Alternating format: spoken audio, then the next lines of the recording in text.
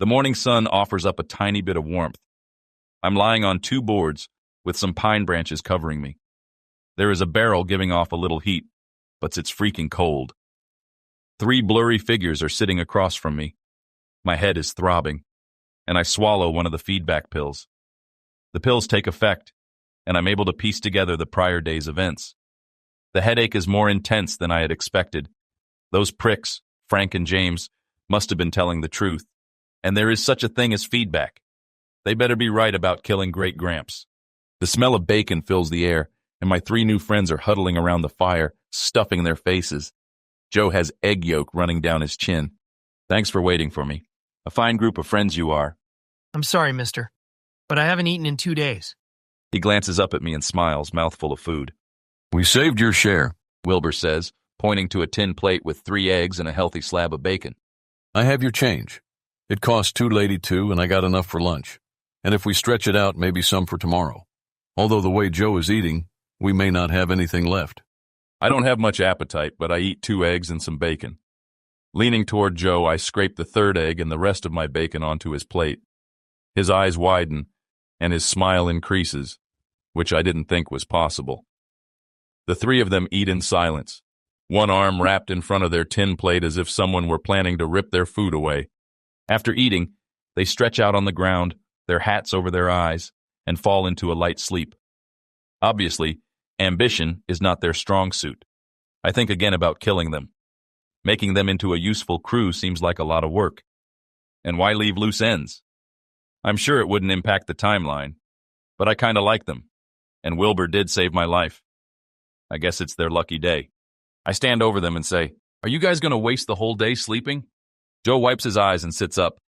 Ben rolls over and pulls his blanket over his head, and Wilbur gives me a cold stare. What's it to you, mister? You sleep on the hard ground, don't have enough to eat, and smell worse than a stray dog. Maybe you want to improve your life a little. Maybe you should mind your own business. If I knew you would be judgmental, I would have let you drown. I'm not judging you. I understand you want to be your own man. Don't want people telling you what to do. But I figured you would like to have a roof over your head. Joe, don't you want to eat every day? I sure do. Sometimes I get mighty hungry. Those eggs were real good, thank you, mister. Because you bought us a few eggs doesn't mean you own us, and we saved your life. It was the least you could do. I don't want to own you. I'm saying we can help each other make some money. But if you're not interested, I'll take my 2 gold coins and go on my own. Ben tosses the blanket aside and sits up. It won't hurt to hear him out. I could use a few dollars. It's been a while since I've had a proper night out. I'm thinking we should go into the whiskey business. I'm not going to do anything that will get us in trouble with the law. They are always looking for a reason to run us out of town. The way I see it, they will run you out of town for no reason. What difference does it make if you sell a little booze? All the same, I prefer to stay clear of the law. People want to drink. This is a free country, and they should have the right to do as they please. I bet the 3 of you take a nip every once in a while. I've been known to have a drink, but that doesn't mean I want to go in the bootlegging business. Take my last 2 gold coins. I bet Ben can find a truck to borrow and head up to Windsor, Canada. You should be able to purchase a lot of whiskey with $40. We sell it back here for 10 times what you paid. I know where I can get a truck. I don't like breaking the law. If it's a bad law, you have the right to break it. Only yesterday you told me I had the right to take this money because it should have been mine anyway. The 3 of them sit up and turn in my direction. The way I see it, people have a right to a drink if they want one. By selling them whiskey, we are helping them defend their rights. Why, it's almost our patriotic duty to sell whiskey. Some of those people are veterans of World War I. They fought for this country, and now they can't have a drink. What is World War I? I forgot I'm in the past, and they don't call it World War I yet. These guys have no idea a man in Vienna with a funny little mustache is trying to become a painter. And because he is a shitty painter and won't be able to make a living, we will have to start numbering our wars. I mean the Great War. Those guys have earned a drink. You sure can talk in circles. I'm in, but not because I believe in your bullshit. I want to make some money, and I don't mind breaking the law now and again. Shit, what has the law ever done for me? Seems we are taking all the risk, Wilbur says. Do any of you have $40? Besides, it's my plan. And when you get back, I'll help you sell it. We split the money 4 ways? We use it to get us a place to stay and some food. The rest we invest in our little business. I hand Wilbur the 2 gold coins. Sleeping inside sure would be nice. Maybe I could get a mattress. Put it in the corner. I don't need a bed or anything, but I sure would like something soft to lie on. Joe smiles. Mister, do you think I can have something soft to sleep on? Wilbur glances at Joe, then studies me for a few seconds. He knows the tide has turned. Joe, haven't I always watched out for you? Kept you out of trouble? Remember when those 2 thugs wanted to beat you up? It was Ben and me who stopped them. Oh, sure, Wilbur, I remember. I don't need to sleep inside if you don't want to, but it would be nice. Sometimes it rains. It would be nice to have a dry place is all. You could have the bed, and I would sleep on the floor. I nod at Wilbur and say, I would go myself, but I have some business to take care of. There is an old friend I need to find. The fire dries my clothes, and I get dressed. Ben whistles as I put on my silk boxers, and the other 2 chuckle. I give Joe back his blanket, and he's relieved. My first thought is I should kill all 3 of them, not because they are making fun of my boxers, but because Wilbur saw me drop from the sky. I look over the 3 of them, their second-hand clothes, bodies thin to the point of malnutrition, in desperate need of a shower, and realize society discounted them long ago. No one would take the time to listen to them, let alone believe them. And I'll need a crew to help get me established. These 3 cast-offs are as good a start as any. I can always upgrade later. Come on, mister. Tell us how you ended up in the lake. The other 2 pull in close, and all 3 wait for me to say something. I was ice fishing. The damn ice was too thin and I fell in. No, sir. I saw a blue flash and you dropped from the sky. Like I said, that ain't normal. Yeah, and that part of the lake is no good for ice fishing.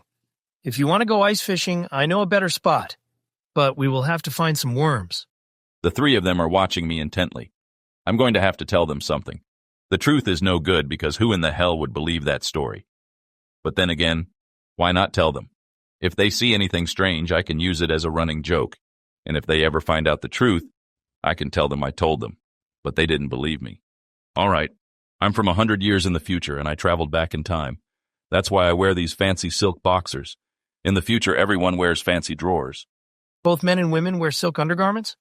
Do they wear fancy lace also? Joe, be quiet. He's pulling your leg. Joe frowns and looks at the ground. He uses his foot to push a stick toward the fire. Mister, tell us the truth, Wilbur says as he picks up the stick, puts it in the fire, and gives Joe a reassuring pat on the shoulder. We have gone out of our way to help you. You could at least be honest. All right. I was in a small plane and the engine blew up. That was the blue flash you saw. I had to jump. Wilbur gives a thoughtful nod of his head. I figured it was something like that. Why did you have to go about lying to us? I didn't tell you because I stole the plane. I'm running from the police. You can't tell anyone. The way the law sees it, you helped me escape, and they look for reasons to harass you guys, chase you off to another town. We ain't no snitches, and we don't like the police any more than you. But why did you steal a plane in the middle of the night? I did some work for these 2 men. One was okay, but the other was an asshole. Anyway, they didn't pay me, so I took these coins. I show them the 3 gold coins I put in my pocket before being sent back in time. It's all I have left. The rest are at the bottom of Lake Erie. It was what they owed me for my labor. The next thing I knew, the police were chasing me. I had no choice but to steal the plane. Shoot, that's not a bad thing. They owed you the money anyway. The way I see it, you were making things right. If it was me, I would have slugged them. Did you give them what for? I was in too big of a hurry. I was hoping to fly the plane to Canada, but, well, you know the rest. Are you going to share your money with us, seeing as we saved your life? Now, Ben, that is his money, and you have no right asking for it. Maybe in the morning he will buy some bacon and eggs and share with us. But sharing food is different from sharing money. Are you going to do that, mister? Buy some bacon and eggs, and maybe a little bread, so we can sop up the bacon grease. Or better yet, biscuits. I would like a buttermilk biscuit to go with my bacon. The 3 of them stare at me. Joe licks his lips. It's not much of a crew, but it's a start. Wilbur is clearly the leader. I'll have to make him feel important. Ben is a tough guy. I can use him to cover my back. And Joe?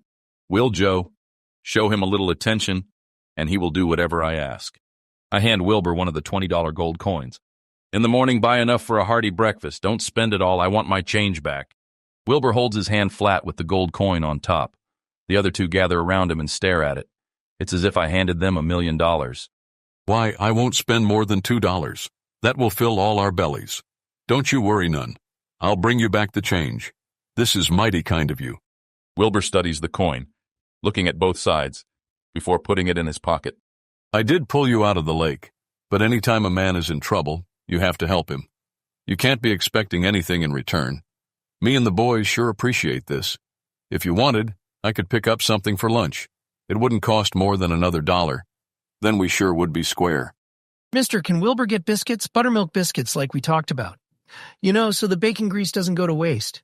Wilbur is the key. Get him on my side and the others will follow. Don't worry, none. We can count on Wilbur to get us what we need. He won't let us down. I smile at Wilbur, and he straightens his shoulders. I have a slight headache. Maybe it's the feedback loop or the result of being dumped into the freezing lake. Fortunately, I didn't lose my 30-day supply of pills. James wanted to give me more, but Frank said no. He said it would motivate me to get the job done. Frank is an asshole. Maybe I'll look up Frank's grandfather and eliminate him. That's probably why they didn't tell me their last names. They warned me about doing anything to change the timeline, told me to live a quiet life. Screw that. Once I kill Great Gramps and stop the feedback, I'll do whatever the hell I want. The past is mine. Let them worry about the future. Ben grins as he pulls up in a 1919 Dodge Brothers gray, spoked wheels, covered bed truck. It's a beaut. Time travel plays tricks on the mind. I see a museum-quality vehicle, then realize it's only a year or two old. Joe runs over, and Ben jumps out, showing Joe some of its finer points. He lifts the hood, and they both gawk at the engine. Joe puts his dirty hand on the fender, and Ben pushes him aside and wipes off Joe's fingerprints. I should have thought about stealing a truck earlier. We are not stealing it, only borrowing it. It's Saturday, and they won't need it till Monday. Sure is fun to drive. It will easily go 25, maybe even 30. Can I drive it some? Joe, this here is what you call a fine piece of mechanical engineering. Only an expert like myself knows how to operate it. When did you ever drive a truck before? Lots of times. Stan, do I get to drive some? Why are you asking him? I stole the truck. It's mine. This is a business trip. Wilbur is in charge. He will decide who drives when. Joe, Ben will drive the first part till we get out into the country. Then he can teach you some things. It will be good to have more than one driver. Hell, I may even learn myself. Ben pouts, turns, and wipes the truck down with a rag he found. Good, now since that's settled. Wilbur, here's the money. Get to Windsor, buy the whiskey, and get back. The three of them pile into the truck. Ben smiles as he gets behind the wheel with Joe in the middle. The side of the truck read Furman's Fine Furniture. I'll have to remember that name. Maybe have the boys liberate a bed for Joe once we get our house. Who knows? If we make enough money, perhaps we will purchase it. If you commit a crime, make sure it is worth it. Wilbur will need to be eased into a life of crime. Start small, but soon I'll have him so deep, he'll have no choice but to go along. He doesn't have high moral standards. He just thinks he has to set a good example for the other guys. Ben, I don't have the same problem. He has larceny in his heart, and Joe will do whatever we tell him. At some point, that poor guy will take the fall for us. I didn't write the rules, it's just how the world works.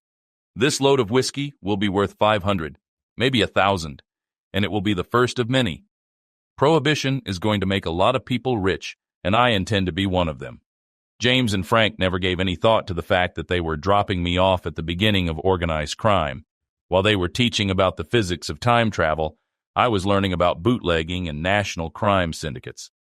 The New York gangs are becoming organized, starting a bootlegging business that will make them wealthy and powerful. But it will take a few years before the mafia becomes a nationwide organization, and by then, I'll be ready for them. But for now, I'll let the boys take care of the liquor business while I locate my great-grandparents, Hank and Sylvia Robertson. It seems to me that if I kill either of them, that will break the feedback loop. But Frank insists it has to be the male. He is lying. He wants me to kill Hank because he is a drunk and slap Sylvia around when he has had too much booze. In this case, I agree with Frank. I may be a psychopath, but I'm not about to stand by and let some drunk smack a woman around, especially my great-grandma. The whole reason we have prohibition is that women got tired of their husbands getting liquored up and taking their shitty lives out on them. I make my way through Cleveland's lakeside neighborhoods. The smoke from the mills hangs over the houses like a gray shroud. I lick my lips and can taste the soot. In the background, machinery clanks and hisses. The Robertsons own a small house on Harvard Street. It is a short walk to the steel mill, several low-end speakeasies, and the docks. Hank's entire life takes place within those 10 blocks. Shit, no wonder he drinks. This whole matter is depressing. I always felt I came from better stock. It is downright embarrassing to have Hank as my kin. James claims I'm a cold-hearted killer. That emotion is not involved. I only kill when it is to my advantage. In Hank's case, James is only half right. I have to kill him to stop the feedback, but a part of me is looking forward to it. Maybe I have been misdiagnosed as a psychopath. It doesn't matter. I do what needs to be done. Why overthink things? The Robertsons live in a narrow 2-bedroom wood-framed house. It could use a paint job, but each side has a row of dormant rose bushes, and the windows have freshly laundered curtains. Approaching from the back, I crouch behind a hedge. A neighbor lady stands at the window, filling a teapot. I'll have to wait. Even though it is Saturday, Hank still has to work. The union hasn't negotiated a 40-hour work week yet. The window gives me a clear view of Sylvia sitting in the living room, sewing. She's young, no more than 25, with thick flowing hair and soft curves. I had been picturing my great-grandmother as old and wrinkled. If James were here, he would lecture me on how I had to think differently, taking into account that I'm back in time. Sure, I get the concept, but seeing your great-grandma look like a pin-up model is a bit of a shock. There is a dull throbbing in my temples. James said it would get worse near an ancestor. He wasn't kidding. A pill would help, but with only a 30-day supply, I'd better not. Of course, Hank will be dead long before 30 days. The original plan was to sneak back after dark and kill Hank in his sleep.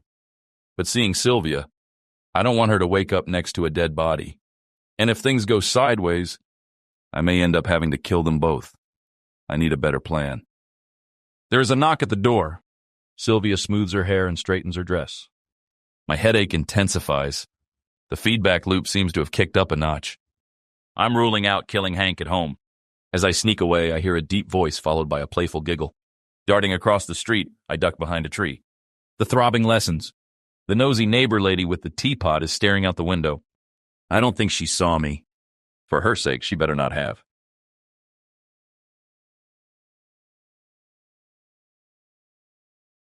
Professional audiobooks in a click. Spoken.